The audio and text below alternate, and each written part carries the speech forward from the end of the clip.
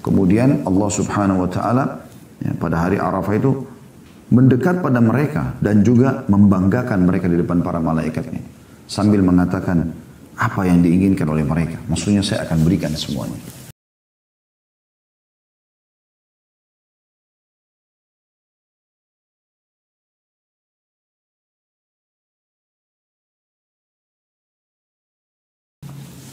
Saudaraku seiman, bersyukurlah kepada Allah Subhanahu wa taala.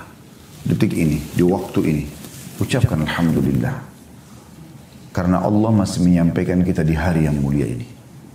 Hampir seluruh ulama atau kita bahasakan jumhur ulama menekankan bahwasanya hari yang paling afdal sepanjang tahun adalah hari Arafah. Dan dia masuk dalam umumnya sabda Nabi SAW ya, tentang masalah keutamaan 10 awal bulan Zulhijjah yang sangat masyhur, dan ini sudah sering kita ingatkan dari awal bulan Zulhijjah. Hadis Nabi SAW dalam riwayat Bukhari, saya bacakan dari Ibnu Abbas radhiyallahu anhuma, dari Nabi SAW, beliau bersabda, "Ma min ayyamin al-amalu salihu fiha ahabbu ila Allah azza wa jalla min hadhihi al-ayyam." Tidak ada hari sepanjang tahun di mana seluruh jenis amal saleh yang dikerjakan di dalamnya lebih Allah cintai, maksudnya lebih besar pahalanya dibandingkan yang dikerjakan di hari-hari ini. Maksudnya 10 awal bulan Zulhijjah. Dan dari 10 hari ini, puncaknya itu ada di tanggal 9 dan tanggal 10. Hari ini ada di tanggal 9, besok ada di tanggal 10. Yani ayyam al-ashr, maksudnya 10 awal bulan Zulhijjah. Qalu ya Rasulullah walal jihadu fi sabilillah. Maka para sahabat yang menangkap ini paham benar.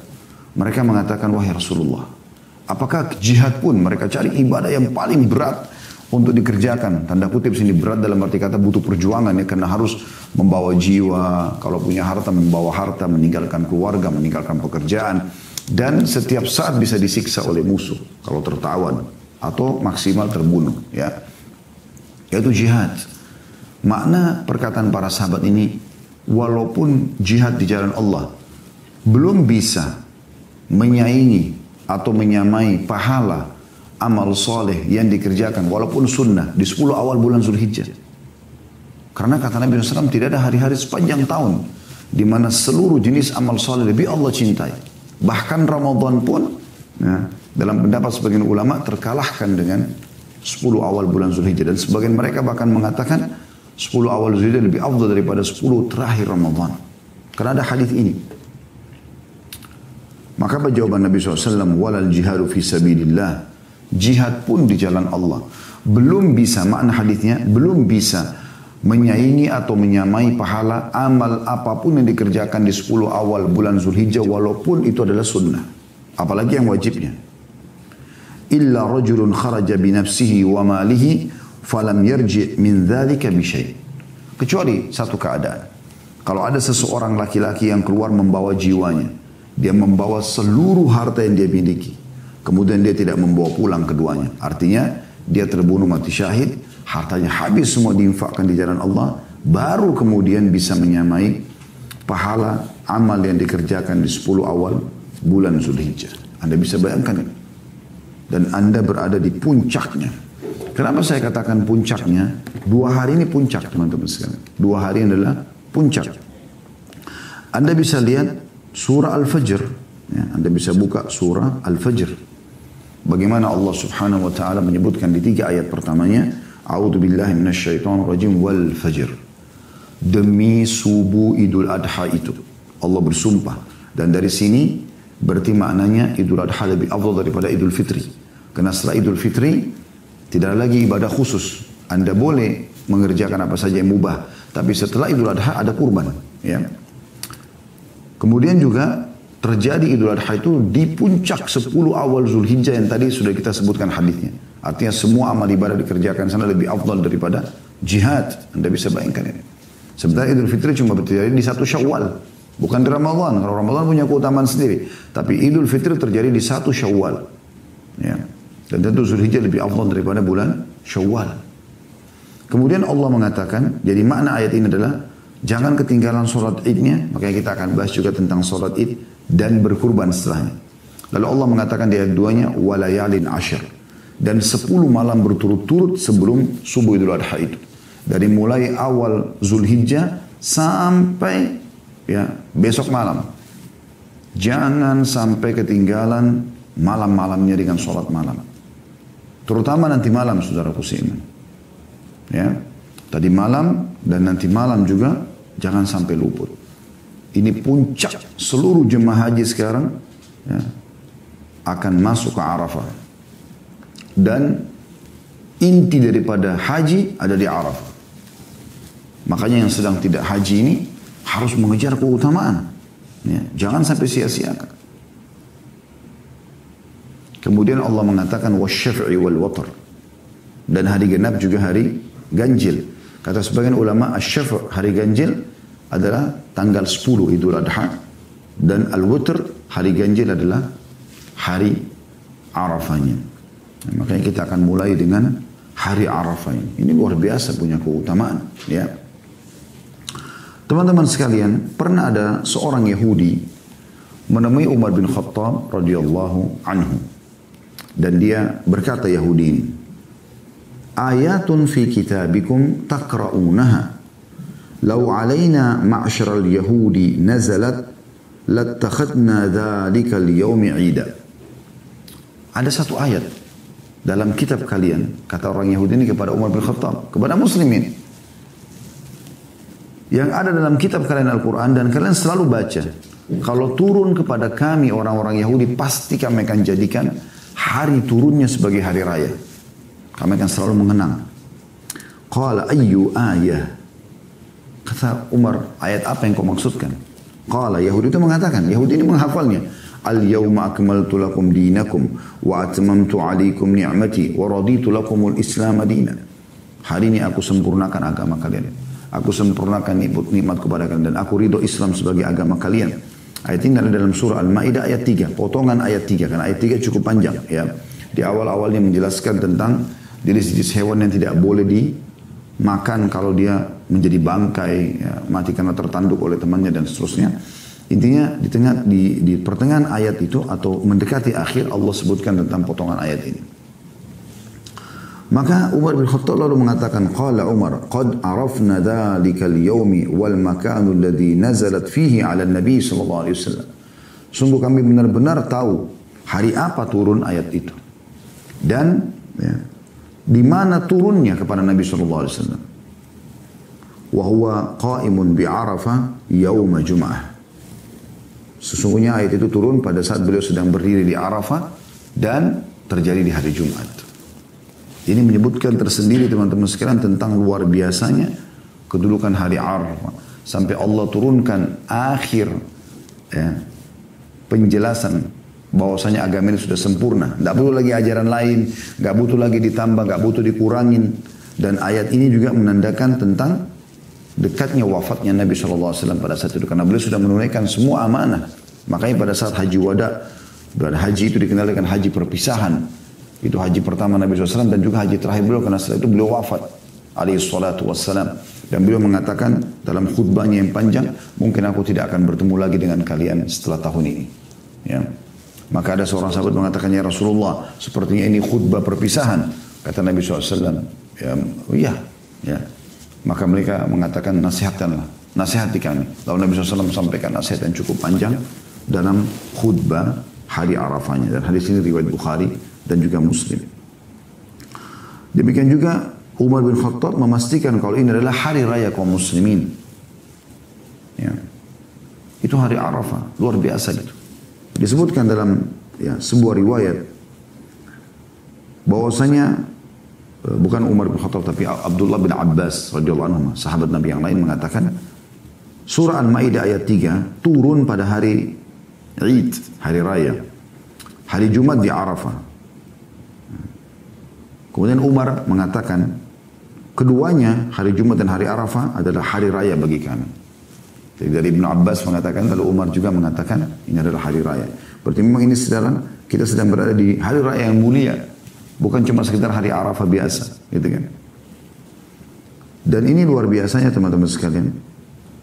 Hari Arafah ini, dinyatakan oleh para ulama dan dipastikan oleh mereka, sebagaimana dinukil dari riwayat Anas ibn Malik radhiyallahu anhu, hari Arafah lebih utama daripada 10.000 hari.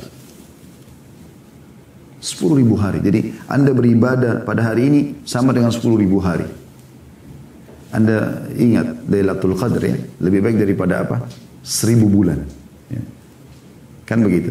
Atau 83 tahun plus 4 bulan gitu kan. Nah ini 10.000 hari. Dan Atha bin Abi Rabah, seorang ulama tabi'in berkata, barang siapa yang berpuasa pada hari Arafah, hari ini, maka ia mendapatkan pahala seperti berpuasa 2.000 hari. Anda bisa bayangkan ini bagaimana keutamaan hari ini. Maka kita jadikan sebagai tema khusus teman-teman sekalian. Ya. Bahkan sebagian mereka menganggap bahwasanya hari Arafah adalah yang disebut dengan haji akbar. Puncaknya haji. Kenapa? Karena Nabi SAW bersabda, Al-Hajju Arafah. Haji itu puncaknya di hari Arafah. Di hari ini. Dan bagi teman-teman yang tidak sedang haji seperti kita sekarang, saya mengajak Anda niatkan dalam hati. Tuluskan niat dalam hati. Kalau seandainya Allah subhanahu wa ta'ala memudahkan kita untuk haji, kita akan haji. Karena kata Nabi SAW, Man hamma bihasanatin walam ya'malha, kutiba lahu hasanatun kamilah. Siapa yang niat mengerjakan satu ibadah, dan dia belum bisa melakukannya, dia punya uzur. Dia mau sholat malam tapi dia ketiduran, bukan dia sengaja. Dia mau haji tapi dia nggak bisa. Sekarang pandemi nggak bisa, corona, yang bisa cuman orang yang di dalam saja, gitu kan. Allah memilih mereka sekitar 60.000 orang saja yang diizinkan kurang lebih untuk haji ya, yang biasanya jutaan, gitu kan.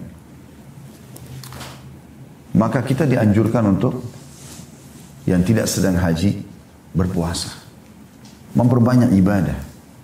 Jenis-jenis ibadah di hari Arafah ini adalah puasa. Puasa sunnah. Niatkan puasa hari Arafah. Dan itu teman-teman, satu hari puasa di hari ini. Ini sudah kami tekankan dari beberapa waktu dari awal pertama Zulhijjah. Kami sudah bahas tentang 10 hari. Keutamaan 10 awal Zulhijjah. Kalau Anda yang memang baru mendengarkan pada hari ini, Anda perbanyak ibadah yang lain kalau tidak sempat puasa. Anda yang punya uzur karena haid misalnya wanita, niatkan dalam hati. Kalau seandainya ada kesempatan Anda akan lakukan, ya. Maka saya menganjurkan, tadi saya kembali kepada perkataan saya, niatkan haji dulu, ya, supaya kita dapat pahala haji walaupun kita tidak haji. Yang kedua, Anda jangan kehilangan puasa Arafah. Karena Nabi SAW pernah ditanya teman-teman tentang keutamaan puasa pada hari ini. Ini luar biasa keutamaan. Kata Nabi SAW, Siyamu yawm Arafah, ahtasibu ala Allahi an yukaffira as-sanata allati qablahu was-sanata allati ba'dahu. Kata Nabi SAW, aku berharap, dan itu dipastikan ya, bahwasanya puasa hari Arafah bisa membersihkan dosa-dosa setahun yang lalu dan setahun yang akan datang. 730 hari dosa kita dimaafkan. Setahun yang lalu, itu umum, orang semua fahami. Dosa kita pernah lakukan, tapi dosa kecil ya. Kalau dosa besar butuh taubat nasuha. Karena kata Imam Nawawi rahimahullah, kalau orang berbuat dosa besar, dianjurkan untuk taubat nasuha dengan 3 syarat mutlaknya. Yaitu meninggalkan dosa itu seketika. Lagi zina, lagi bohong, lagi riba, berhenti. Yang kedua, menyesali. Yang ketiga, berjanji sama Allah tidak mengulanginya. Tapi dosa-dosa kecil dimaafkan oleh Allah subhanahu wa ta'ala. Satu hari puasa hari ini teman-teman, sedikit menahan haus dan lapar. Berita gembira bagi Anda yang sempat berpuasa. Semoga Allah ikhlaskan niat kita semua. Dari azan subuh sampai maghrib. Itu saja. Maka terbersihkan dosa Anda 365 hari yang lalu, 1 tahun yang lalu. Dan yang luar biasa, 1 tahun ke depan, dosa-dosa kecilnya sudah dimaafkan. 365 hari ke depan. Dan hadis ini hadis sahih riwayat Muslim, nomor 1162. Ya. Dan hadis ini masalah lanjutannya sebenarnya tapi berhubungan dengan puasa hari Ashura. Kalau sekarang kita berada di 9 Zulhijjah, nanti bulan depan, tepatnya 1 bulan dari sekarang, 9 Muharram dan 10 Muharram, dikenal dengan hari Tasu'a dan Ashura. Masalah lanjutan hadis ini mengatakan, wasiyamu yaumi Ashura ahtasibu 'ala Allahi ayukaffira sanata allati qablah. Dan puasa hari Ashura tanggal 10 Muharram yang diikuti juga dengan 9-nya, ya, agar tidak sama dengan Yahudi. Aku berharap, kata Nabi SAW, dimaafkan dosa setahun yang lalu. Jadi ini pengampunan luar biasa dari Allah Subhanahu wa Ta'ala. Jadi selain Anda niatkan haji, karena Anda tidak haji, kalau Anda yang diberikan kesempatan haji luar biasa, karena saya juga berhubungan sama teman-teman orang Indonesia di sana yang Masya Allah, mereka punya kesempatan, Allah berikan mereka haji. Semoga Allah kabulkan. Kita yang tidak bisa, kita niatkan dalam hati dengan tekad yang benar. Kalau Allah berikan kesempatan, sebenarnya kita akan lakukan. Karena akan kita dapatkan keutamaannya. Kemudian puasanya. Kemudian teman-teman, ya, jangan pernah luput. Ya. Yang ketiga, Anda memohon kepada Allah Subhanahu Wa Taala pada hari ini. Perbanyak doa, terutama ya, Anda memohon agar diselamatkan dari api neraka. Karena memang ada hadis Nabi SAW, ini amalan yang ketiganya. Kata Nabi SAW, "Ma min yawmin aktharu min an yu'tika Allahu fihi 'abdan minan nari min yawmi Arafah." Ketahuilah tidak ada hari yang paling banyak Allah memaafkan, Allah menghapus nama hamba-hamba yang dari api neraka dibandingkan hari Arafah. Mohon itu. Ya Allah, selamatkan aku dari api neraka. Selamatkan aku, kedua orang tua aku, kerabatku, orang-orang yang aku cintai dari api neraka. Mohon pada hari ini. Ya. Kemudian Allah Subhanahu Wa Taala juga mendekat pada hamba-hambanya di hari Arafah ini. Sebagaimana lanjutan hadis, wa innahu la yadnu thumma yubahi bihimul malaika fayaqulu ma arada haula. Kemudian Allah Subhanahu Wa Taala ya, pada hari Arafah itu mendekat pada mereka dan juga membanggakan mereka di depan para malaikatnya sambil mengatakan apa yang diinginkan oleh mereka. Maksudnya saya akan berikan semuanya. Baik itu orang hadir di Arafah ataupun kita yang sedang tidak hadir tapi kita memuliakan hari ini dengan puasa dan tentu amal-amal yang lain juga cukup banyak kita dianjurkan untuk lakukan. Tapi ini luar biasa keutamanya teman-teman sekalian. Ya. Di dalam hadis yang lain kata Nabi SAW, dan ini semua hadis sahih, tadi itu riwayat Muslim dan sekarang juga hadis riwayat Imam Ahmad. Kata Nabi SAW, "Inna Allah Azza wa Jalla yubahi malaikatahu ashiyata Arafah bi ahli Arafah fayaqul unzuru ila ibadi atuni sya'than ghabra atau ghubra." Ya. Sesungguhnya Allah berbangga kepada para malaikatnya pada sore hari di hari Arafah, pada orang-orang yang ada di Arafah sambil mengatakan, lihatlah keadaan hambaku, mereka mendatangiku dalam kondisi kusut dan berdebu. Dan ini punya keutamaan tersendiri teman-teman sekalian. Bagaimana Allah Subhanahu Wa Taala memuliakan mereka. Maka yang tidak sempat hadir jangan luput. Bagaimana kita memuliakan hari ini dengan memperbanyak amal. Memperbanyak amal. Nabi SAW juga bersabda dalam sebuah hadis yang sahih riwayat Tirmidzi, "Khairud du'a du'a'u yauma Arafah." Du'a'u yaumi Arafah. Ketahuilah doa yang paling baik.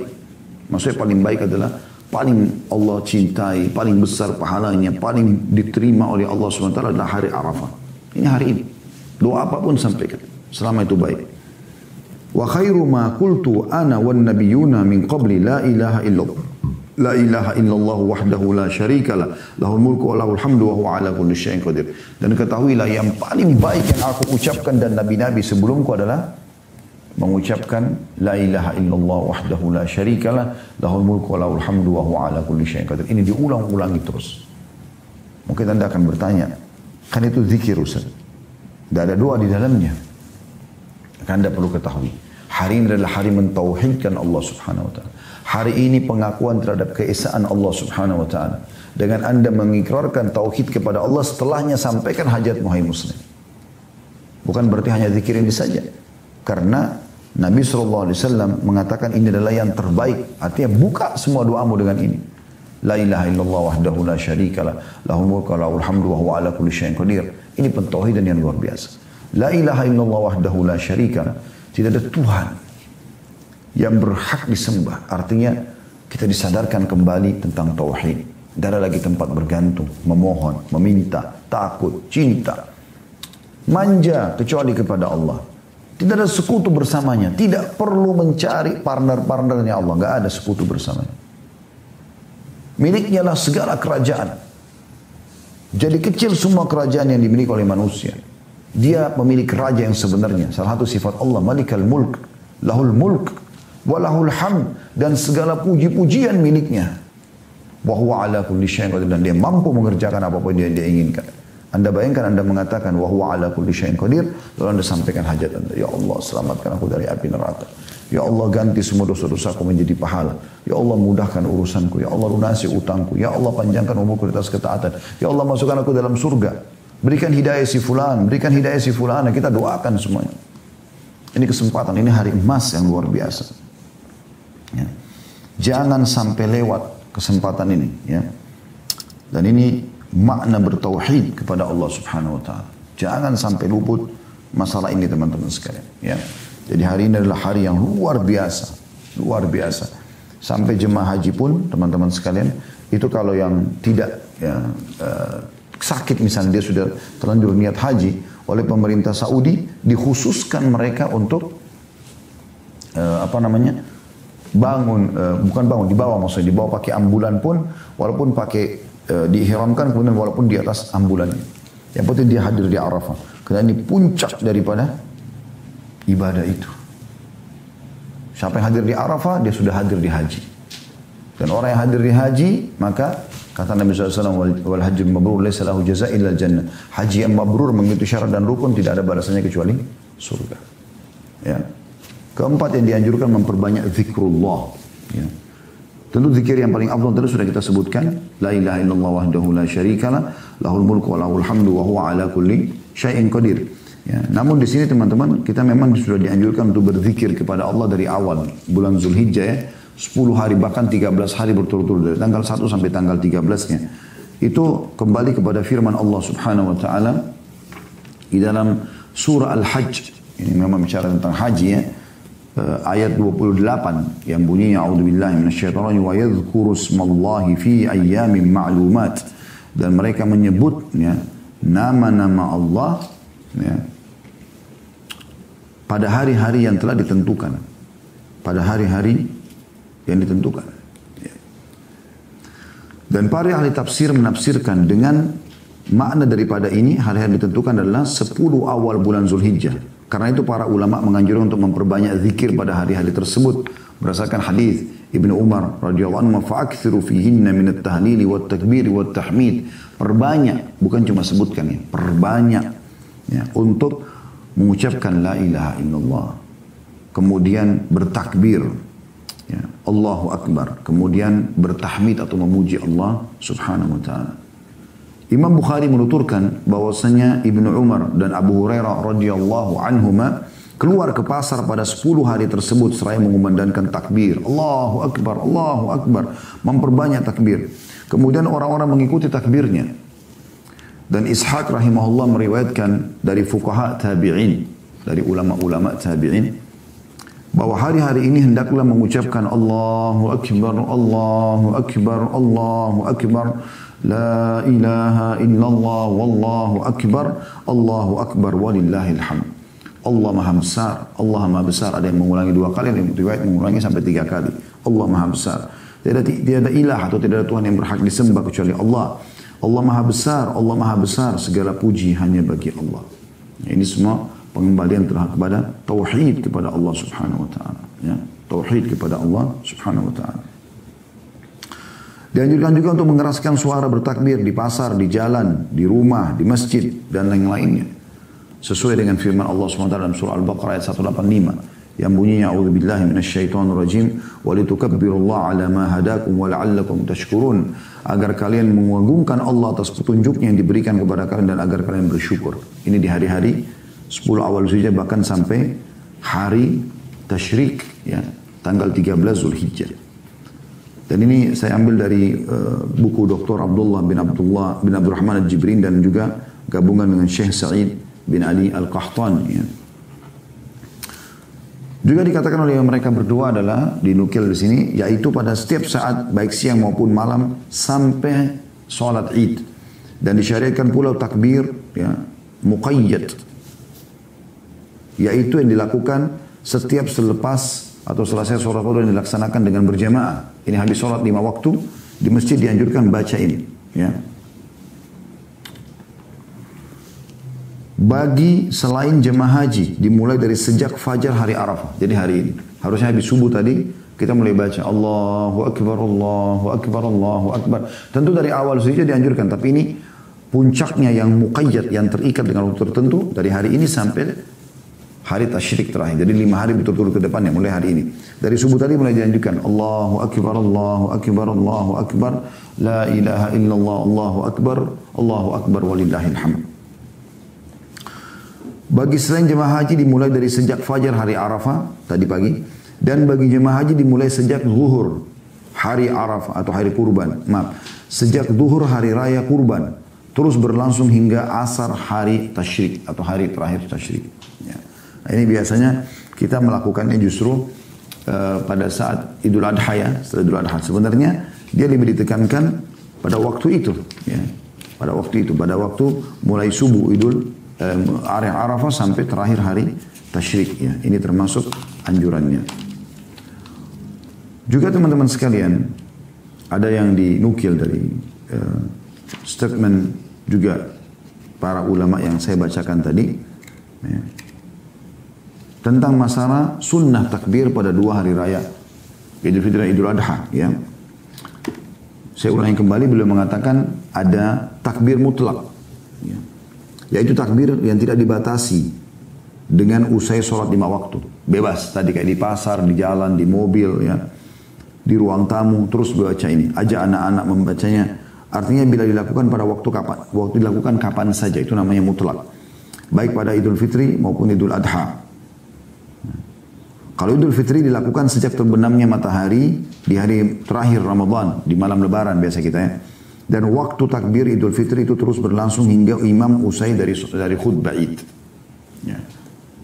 Sementara takbir mutlak atau terikat dengan waktu pada Idul Adha adalah sejak awal bulan Zulhijjah, tanggal 1 Zulhijjah, sekarang kita tanggal 9 ya, hingga akhir hari tasyrik tanggal 13 Zulhijjah. Dan dari takbir mutlak ini juga sunnah dilakukan di semua waktu, baik siang maupun malam, baik di jalanan, pasar, masjid, rumah, dan di tempat yang dibolehkan menyebut nama Allah. Dan lebih ditekankan lagi, takbir yang sifatnya terikat ini atau muqayyad adalah dikerjakan selepas 5 waktu sholat, khususnya di tanggal 9 Zulhijjah atau hari Arafah sampai tanggal 13 Zulhijjah. Ya. Dan ini semua lafadznya ada 2 kali takbir awalnya atau 3 kali takbir.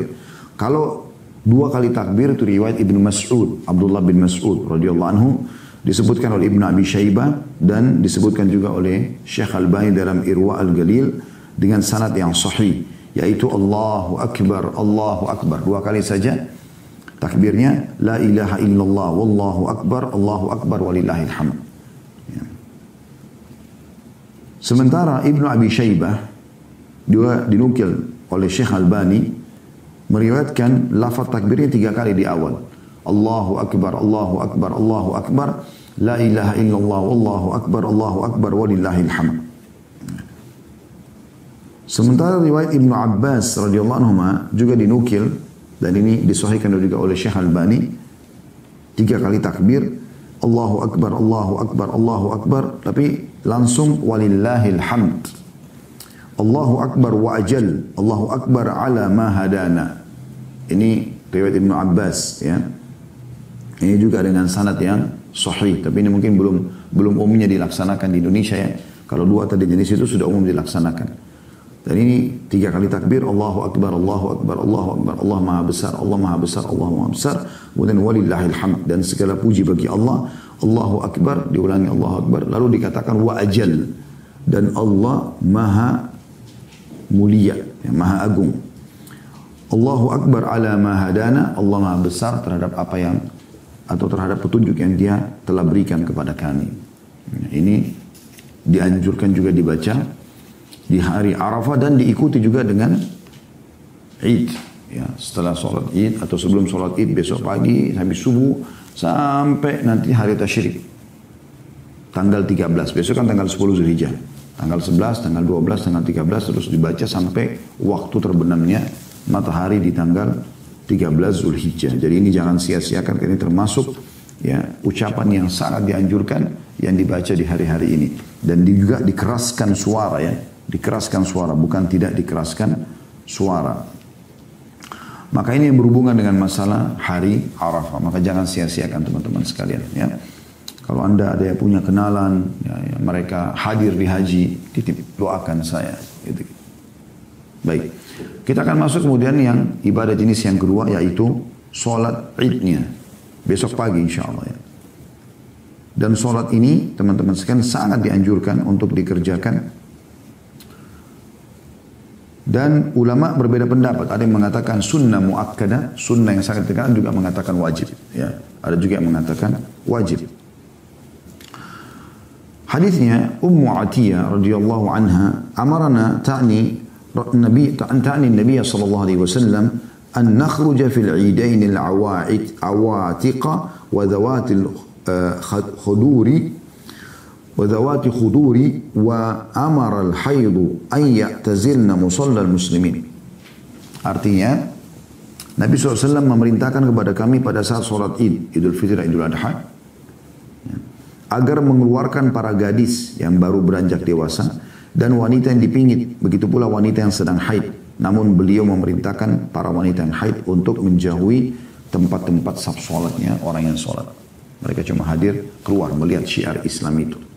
Ini yang berhubungan dengan masalah sholat idnya. Dan dalil yang sangat masyhur tentang masalah ini selain hadis tadi adalah firman Allah SWT dalam surah Al-Kautsar. Surah Al-Kautsar di ayat 2-nya, a'udzubillahi minasyaitonir fasalli rabbika wanhar, dan salatlah Idul Fitri itu, Idul Adha itu ya, dan berkurbanlah setelahnya ya. Dan ini sangat dianjurkan tentu untuk dilakukan. Kemudian kalau bisa dikerjakan di musola, artinya musola ini bukan kayak terjemahan bahasa Indonesia. Kalau musola di Indonesia kan tempat sholat kecil ya. Kalau dalam bahasa Arab sebenarnya musola itu adalah tempat sholat yang dilakukan atau lapangan luas yang dipakai untuk sholat. Itu namanya musola.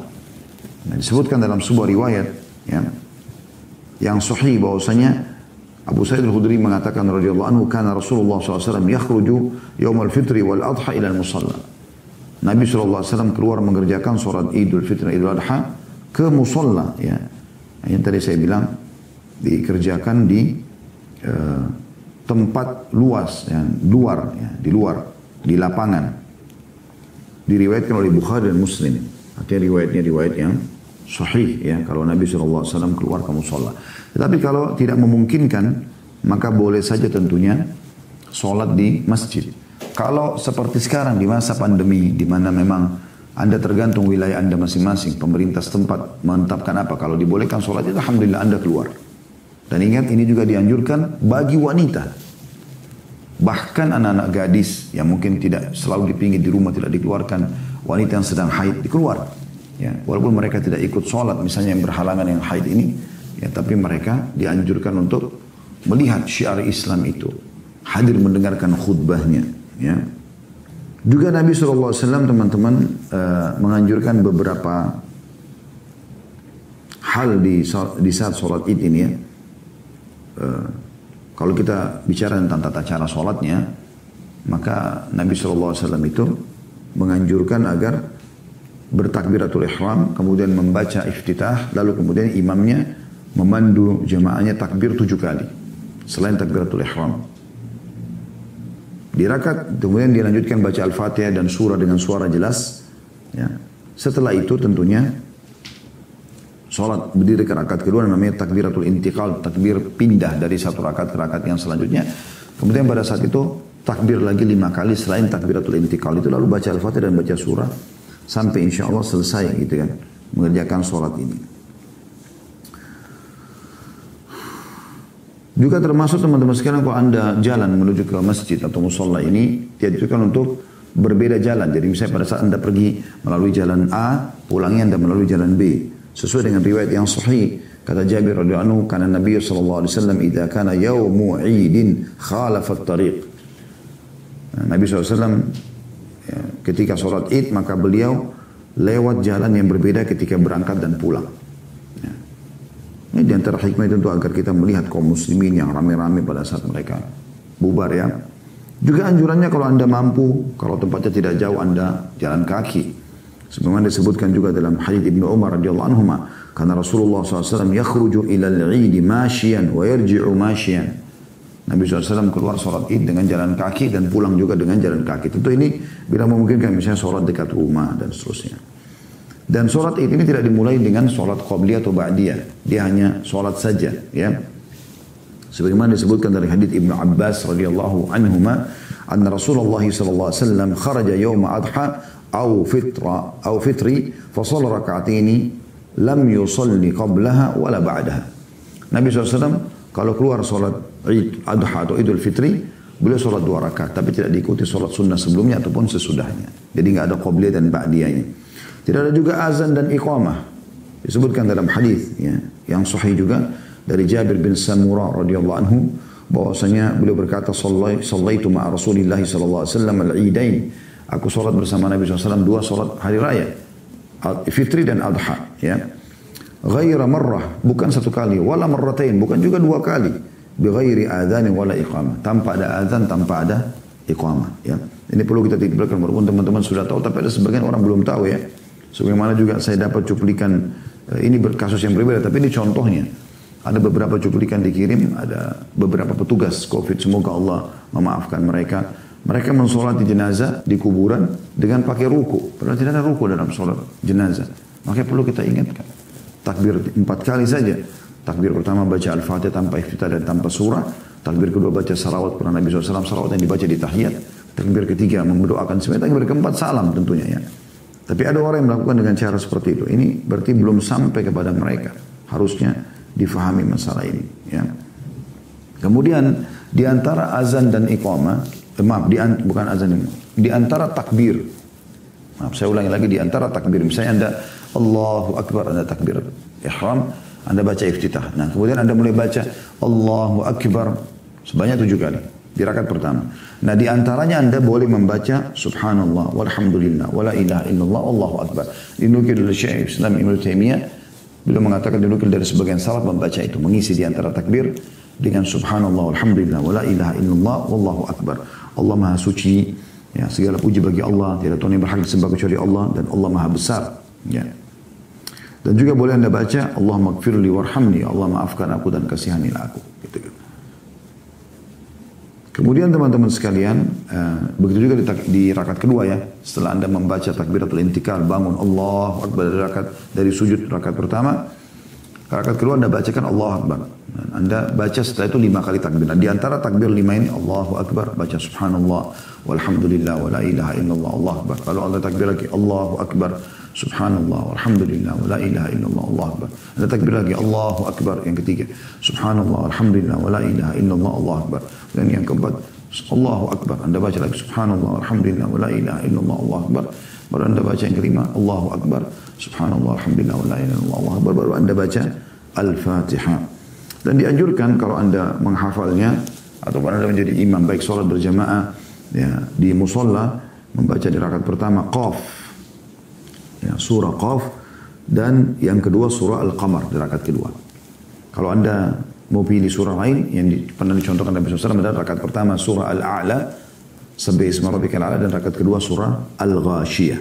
Nah, ini yang pernah dilakukan oleh Nabi alaihi salatu wassalam. Ya.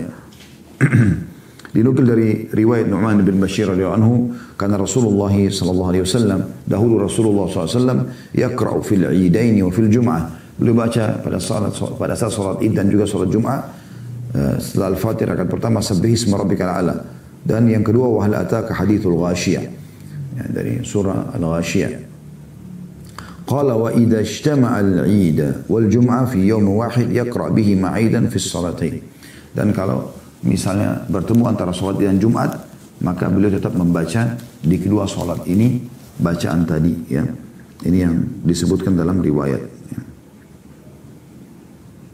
Kemudian juga dianjurkan teman-teman sekalian agar sholat dulu baru khutbah. Begitu kalau Id, kedua Id ini.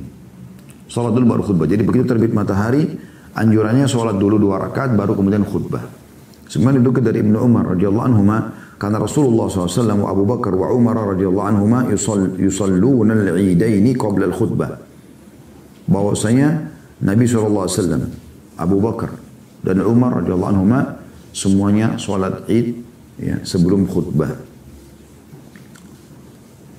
Kemudian setelah itu khatib mulai berdiri dan khutbah. Ya, seperti itu kurang lebih caranya. Dan khutbah ini dianjurkan di pertama sekali yang dia buka. Ada dua khutbah ini bisa 2 kali khutbah ya. Itu yang paling afdal, 2 kali khutbah. Dan khutbah yang pertama dia buka dengan 9 kali ya, takbir dan Allahu Akbar, Allahu Akbar, Allahu Akbar, Allahu Akbar sampai 9 kali.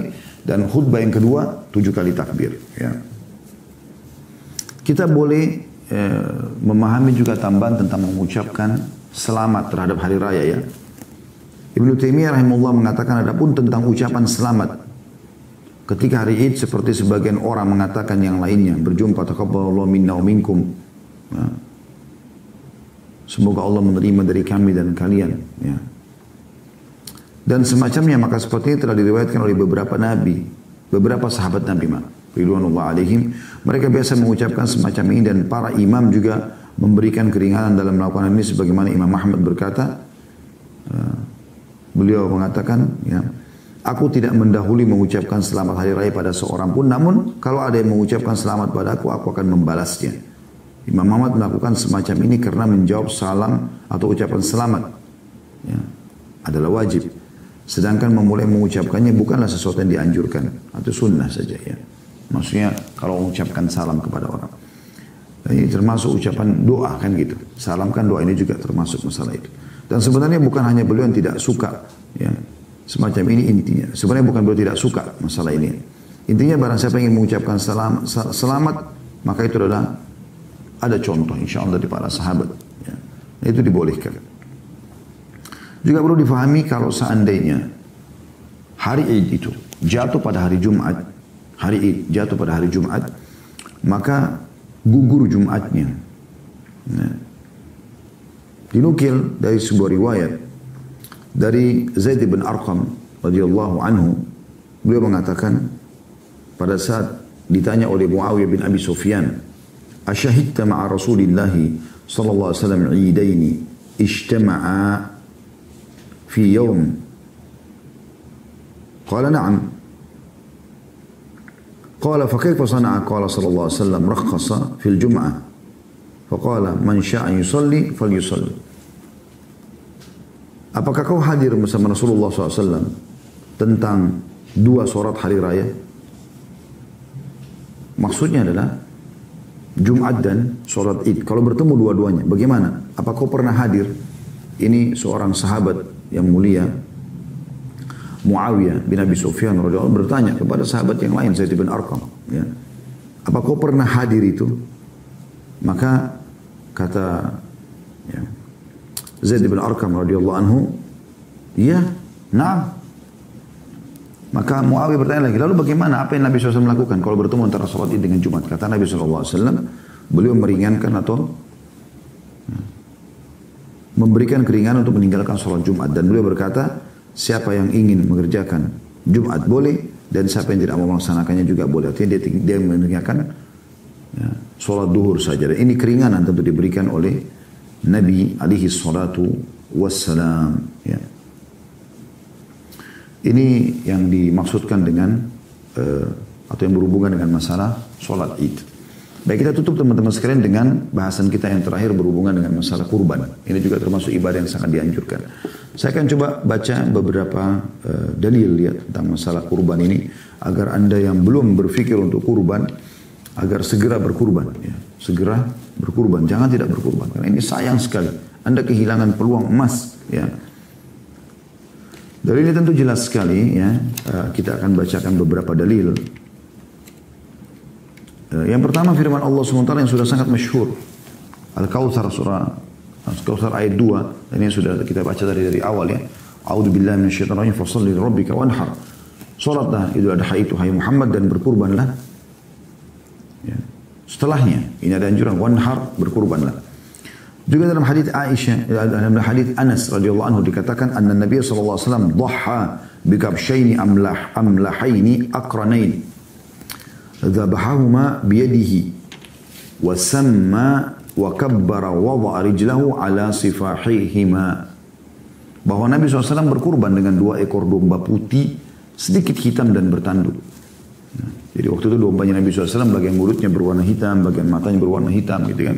Di bagian lututnya berwarna hitam. Memang pada saat itu digambarkan begitu oleh para sahabat. Kemudian bertanduk. Beliau menyembelih keduanya dengan tangan beliau sendiri. Ini berarti lebih afdal Anda kalau bisa sembelih sendiri. Kalau tidak maka nggak ada masalah.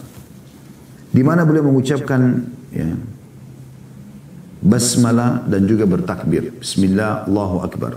Dan meletakkan kaki beliau di bagian samping lehernya. Ada hal-hal yang juga perlu digarisbawahi teman-teman sekalian bagi Anda yang masih belum berpikir untuk kurban, apalagi Anda punya kemampuan. Anda masih perhitungan dalam masalah kurban. Dengarkan baik-baik. Hadits Abu Hurairah radhiyallahu anhu dan hadits ini juga hadits yang sahih ya. Disnukil dari oleh Al-Mundhiri dan disahihkan oleh Syekh Al-Albani dalam Sahih Targhib wa Tarhib bahwasanya Rasulullah SAW bersabda, "Man wajada sa'atan li an yudahhiya falam yudahhi fala yahdur musallana." Barang siapa yang mendapatkan kelapangan untuk berkurban, namun dia tidak berkurban, maka janganlah dia datangi tempat sholat kami. Dan Nabi SAW marah sama orang ini. Kenapa nggak berkurban? Sebab dia punya kemampuan. Juga kalau Anda mau berkurban teman-teman sekalian, usahakan mengikuti adab-adabnya. Ya. Banyak adab-adab yang harus diperhatikan, seperti misalnya harus menajamkan pisau, ya. Kemudian juga tidak boleh menyiksa hewan tersebut. Ya. Ingatlah sabda Nabi SAW, bertakwa kepada Allah dalam hal ini, karena ada orang menyiksa hewan dengan membantingnya dengan kasar, dengan menyeretnya dan segala macam. Karena Nabi SAW mengatakan dari hadis Shaddad bin Aus radhiyallahu anhu, Inna Allah katabal ihsana ala kulli syai'. Allah telah mencatatkan kebaikan, memerintahkan kebaikan, kelemah lembutan, kesantunan pada segala sesuatunya. Fa'idha qataltum fa ahsinul kitla. Kalau kalian harus membunuh pun bunuh dengan cara yang baik. Bunuh musuh pun dengan cara yang baik. Tusuk mati selesai, nggak ada mutilasi. Wa idza dzabhtum fa ahsinudz dzibha. Dan kalau kalian menyembelih, perbaguslah sembelihan itu. Wal yuhidda ahadukum syafratahu wal yurih dzabihata. Maka hendaklah kalian menajamkan pisaunya dan membuat nyaman sembelihannya. Membuat nyamannya artinya tidak kalau lagi makan jangan diberhentikan, jangan dipaksa diseret. Dan saya juga anjurkan teman-teman panitia kalau menyembelih jangan memperlihatkan hewan-hewan kurban yang lain teman yang sedang disembelih, karena itu akan membuat dia stres dan akhirnya bisa berpengaruh pada kualitas dagingnya. Sementara kita dianjurkan makan daging tersebut. Dan dalam sebuah riwayat Nabi SAW mengingatkan kalau hari Idul Adha itu dengan 3 hari tasyrik setelahnya adalah hari makan. Dan juga makan, bahkan tidak boleh orang berpuasa di 4 hari ini. Satu-satunya bulan yang puasa Ayyamul Bidnya, puasa tanggal 13, 14, 15 itu ditunda. Teman-teman sekalian dimundurkan jadi 14, 15, 16 itu di Zulhijjah ini karena masih ada hari tasyrik, hari terakhir, tanggal 13 itu. Ya. Dan Ibnu Abbas menukil mengatakan, Marra Rasulullah SAW ala rajulin wadi'un rijlahu ala syafhati safhati syat. Ya. Wa huwa yuhiddu syafratah, wa hiya talhadhu ilaihi bibasariha. Qala afala qabla hadha awala turidu an tumitaha maitat. Artinya Nabi SAW melewati seorang laki-laki yang meletakkan telapak kakinya di atas perut atau lambung dombanya yang dia mau sembelih. Dan kemudian dia menajamkan pisau sambil domba itu melihat dia mengasah pisau itu. Maka kata Nabi SAW, kenapa kau tidak lakukan sebelum ini? Kenapa kau tidak asah pisaumu sebelum kau akan sembelih? Apakah kau ingin membunuhnya beberapa kali? Umar bin Khattab juga pernah menemukan ada orang yang menyeret dombanya sambil teriak-teriak. Akhirnya Umar mengatakan apakah kau akan membunuhnya beberapa kali? Maka ini dianjurkan untuk hati-hati dalam masalah-masalah seperti ini ya. Jadi jangan sampai kita melanggar ini. Kemudian juga perlu diketahui bahwasanya anjuran untuk berkurban di 3 jenis hewan. 3 jenis hewan, yaitu unta. Dan ini tidak ada yang menyerupainya, maka unta. Dan ini bisa, umurnya harus genap 5 tahun ya. Dan boleh sampai 7 orang bergabung di situ. Yang kedua sapi, ini 2 tahun minimal umurnya. Di bawah 2 tahun nggak boleh disembelih. Ini boleh 1 orang, pahalanya lebih besar kalau dia sendiri, atau dia bisa partisipasi maksimal sampai 7 orang. Kemudian ini bisa ikut yang sejenis dengan dia seperti kerbau misalnya. Kemudian domba dan bisa ikut bersamanya kambing, ya, kambing. Kemudian juga harus dipahami teman-teman sekalian kalau hewan ini tidak boleh cacat, ya, tidak boleh cacat. Betul-betul harus sempurna. Dari hadis Al-Bara' ibn Azib radhiyallahu anhu bahwasanya Rasulullah SAW bersabda, "Arba'un la tujzi'u fil adahi." Ada 4 jenis hewan tidak sah dijadikan kurban. Tidak diterima sama Allah SWT. Karena ini untuk Allah harus sempurna. Ya. Bahkan para sahabat ridwanullah alaihim mereka mencari domba yang paling bagus 6 bulan sebelum Idul Adha mereka sudah beli, lalu mereka gemukkan, mereka jaga sekali dirawat, baru kemudian mereka sembelih untuk Allah yang terbaik. 4 ini yang pertama adalah al-awra'ul bayyinu awaruha. Yang pertama adalah cacat sebelah matanya dengan cacat, ya, yang jelas. Satu mata cacat tidak boleh, apalagi kalau dua-duanya. Ya, hewan yang buta nggak boleh. Yang kedua wal maridatul bayyinu maraduha. Yang sakit dan jelas sekali sakitnya. Ya, kelihatan dari kurus sekali misalnya, atau dia ya, sakit kelihatan batuk-batuk. Ya. Tidak sehat. Biasa hewan-hewan yang sehat itu kelihatan ya. Dari seperti orang juga kalau lagi sehat itu kelihatan. Yang ketiga al-arja'ul bayyinu arajuha. Ya. Yang artinya pincang, yang pincangnya jelas. Jadi bukan pincang karena tadinya dia sehat, tapi naikkan di truk kemudian diturunkan, terus karena dia pegel lama berdiri atau sempat dia kelipat kakinya pada saat turun, jatuh sebentar. Maka ini pincangnya bukan pincang yang memang dasarnya dari awal gitu ya. Ini tentu orang-orang yang menurunkan dianjurkan untuk hati-hati. Tapi kalau sampai terjadi insya Allah tidak masuk. Tapi kalau pincang jelas, kakinya pincang dari awal, maka ini tidak boleh dijadikan sebagai kurban. Yang keempat adalah wal ajfa'ul lati la tunki, dan yang sangat kurus dan tidak bersumsum, kelihatan tulang-tulangnya semua, ini nggak boleh. Ya. Ini menandakan memang kita harus memberikan yang terbaik kepada Allah Subhanahu wa Ta'ala. Dan Anda boleh menyembelih dari hari raya Idul Adha besok insya Allah selepas sholat Id sampai ya, hari terakhir hari tasyrik tanggal 13 Zulhijjah. Dan Nabi SAW disebutkan dalam riwayat ya, dari hadis Al-Bara' ibn Azib radhiyallahu anhu bahwasanya Rasulullah SAW bersabda, "Man shalla salatana wa nasaka nusukana faqad asaba an-nusuk wa man dhabaha qabla an yusalliya falyu'id makanaha ukhra." Barang siapa yang salat seperti salat kami, setelah terbit matahari baru salat, Idul Fitri Idul Adha sama, dan menyembelih seperti sembelihan kami, hewan-hewan yang dipilih unta, sapi ataupun domba, yang bisa sejenis tadi kalau kerbau di sapi, kambing di domba, maka tentu dengan umurnya juga ya tadi bebas juga dari cacat, maka dia telah benar sembelihannya. Dan barang sampai menyembelih sebelum sholat Id, habis subuh sudah sembelih, maka dia harus menyembelih lagi sebagai gantinya. Dan itu berlanjut terus sampai hari tasyrik, karena sabda Nabi SAW dari hadis Jubair bin Mut'im radhiyallahu anhu, beliau bersabda SAW, "Kullu ayyami tasyriki dzabh." Semua hari tasyrik adalah waktu untuk berkurban. Dan ini hadis Bukhari, Muslim, yang tadi yang masalah Nabi SAW menyuruh berkurban lagi orang yang berkurban sebelum sholat Id. Dan masalah semua hari tasyrik adalah hari sembelih, diriwayatkan Ahmad, Al-Baihaqi, Ibn Hibban, Darul Qutni, dan Al-Haythami juga menyebutkan, dan semua mereka mensahihkannya. Yang paling utama adalah menyembelih langsung setelah sholat Id. Walaupun boleh setelahnya. Boleh misalnya habis asar atau hari pertama tasyrik sampai hari terakhir tasyrik. Itu boleh. Ya, tapi yang paling afdal setelah sholat Id. Karena ini dicontohkan oleh Nabi SAW.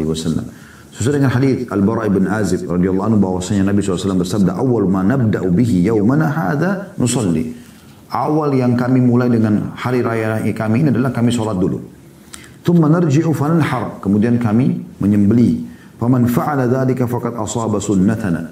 Siapa yang melakukan itu maka dia telah mengikuti sunnah kami. Wa man dzabaha qabla dzalika fa innama huwa lahmun qaddamahu li ahli. Siapa yang sembelih sebelum waktu sholat Id, maka dia hanya menyumbangkan daging untuk keluarganya saja. Laisa minan nusuki fi syai'. Itu bukan bagian daripada kurban sedikit pun. Ini penekanannya atau hadis ini riwayat Bukhari Muslim dan jelas sekali setelah sholat Id, ya, setelah sholat Id.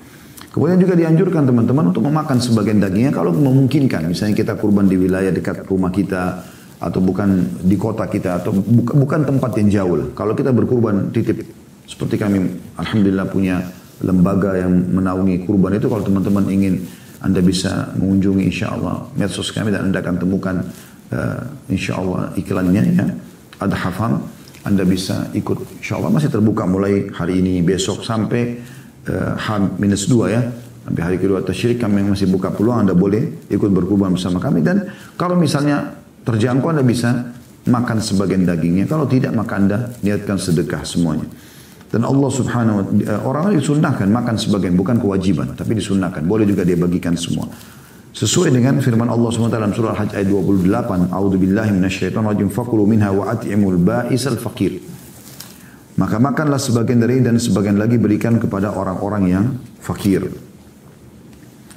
Dan Nabi SAW mengatakan, kuntu nahaitukum anid dihari luhumil awahi fauka thalath, fa'amsiku ma bada lakum. Aku pernah melarang kalian menyimpan daging kurban lebih dari 3 hari, dan sekarang simpanlah sesuka kalian. Maksudnya kalau ada orang taruh di freezernya, dia belum mau makan gitu kan. Dan ini sunnahnya teman-teman, walaupun dia orang kaya ya. Walaupun dia orang kaya. Artinya kalau dia bisa menjangkau ini, boleh diambil sebagian dagingnya. Dan kita boleh juga, misalnya orang tua kita orang kaya, namun kita kirim pot daging kurban kepada dia, tidak ada masalah. Ya.